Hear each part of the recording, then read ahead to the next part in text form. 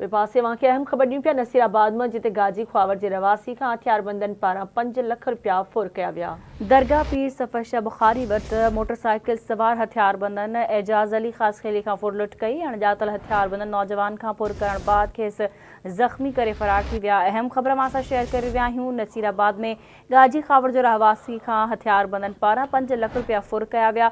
दरगाह पीर सफ़र शाह बुखारी वट मोटरसाइकिल सवार हथियारबंदन एजाज़ अली ख़ास खेली का फुर लुट कई।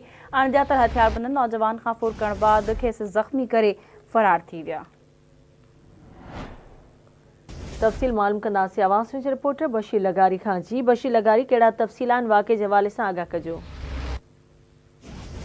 कुछ टाइम नसीराबाद में नसीराबादी मशहूर दरगाह है पीर सफ़र शाह बुखारी उन गाजी ख्वाड़ रवासी है एजाज़ अली ख़ास के लिए वो घर का बाहर निकली वही रो तो नामालूम मोटरसाइकिल मास्क पातल जो फुरू 5 लाख रुपया रोक रक़म फुर करे फरार थी विया हुआ।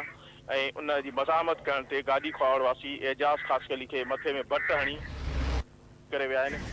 उन खां पोइ उन महले वासी ख़ादिम हुसैन ॿुधायो त मुंहिंजे घर जे ॿाहिरां रड़ियूं हुयूं, मां ॿाहिरि निकितुसि त ॾिठमि त हिकिड़ो नौजवान ज़ख़्मी हालत में पियो आहे। उन खां मां पुछा कयुमि त छा मसइलो थियो आहे। उन ॿुधायो त 2 फोरू हुया, उहे साम्हूं वञनि था पिया, जेके मूंखां 5 लाख रुपया फुर करे फरार थी विया आहिनि। न पियो ॾियां त उन्हनि जंहिं करे मां ज़ख़्मी थी वियो आहियां। उन महले वासी उन ख़ादिम हुसैन जेको आहे उनखे खणी अस्पताल पहुचायो। उन ज़ख़्मी नौजवान ॿुधायो त मुंहिंजो भाउ सऊदी में कमु कंदो आहे।